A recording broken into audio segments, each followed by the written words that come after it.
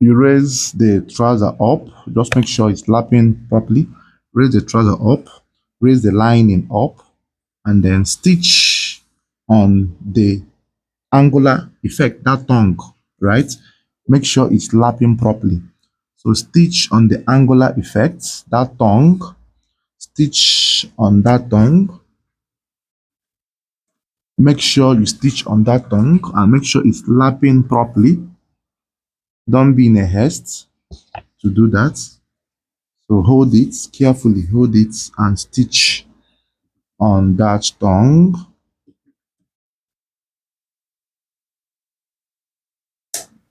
So stitch on that tongue.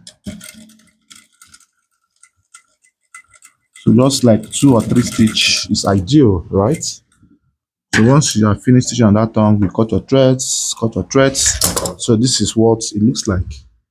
See how neatly the edge is looking. So this is also how you stitch the other one as well. So go ahead and turn it over the other way around. You can remove your pin now, so you can actually ascertain the perfect relaxation. So raise it up just like this, and then you stitch on the tongue as well.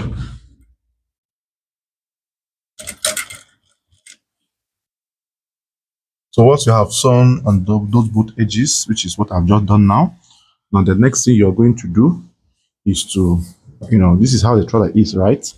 Then turn it over this way. Raise the first placket up, this one, raise it up.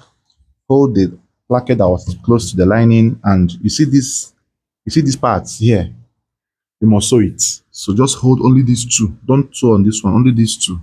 Hold it this way, and then you stitch. So this stitching you're doing now will be like just to help guide us make the folding to be permanent. That tongue effect and that what's it called? The tip of the pocket folding, just making it to be firm right there. So after you have sewn that, then this is, you now place the line in this way and fold the facing, fold the pocket facing, the pocket placket, fold it down and stitch it down, stitch it down. So gently. Okay, before you stitch it down, sorry, before you stitch it down, you are meant to cut the excesses, right, so that it doesn't exceed or affect your finishing. Let me show what I mean. So when you have finished stitching this tongue stuff under, so what you will do next here is to cut the excess bracket here. Cut like 1 inch away from the end of this threading. So the cutting will help you to close your pocketing perfectly, closer to the actual position, right? So just, trim it out, trim the pocketing off. Look at it. The placket off, trim it out. It's very important that you trim this, so you must trim this. You must trim it. Like, it's a very important aspect of the sewing.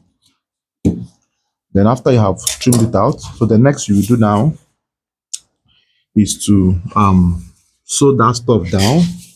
Just the placket, keep it down, and then fold and sew.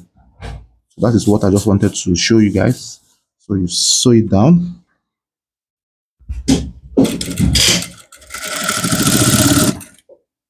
Sew it down all through this way. After you have sewn this down, you cut your threads.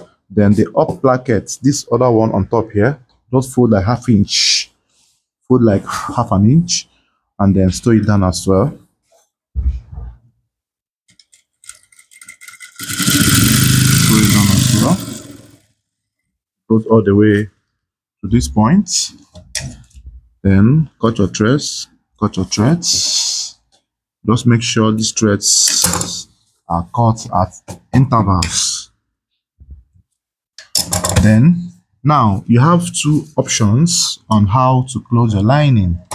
If you are doing what they call bias or piping of your trouser pocketing, you can close this pocketing from the outside this way round while you bias it. But if you're not doing bias, you're going to close it from the inside.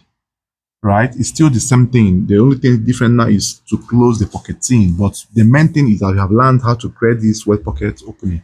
So I think let me look for my bias and I will get back to you.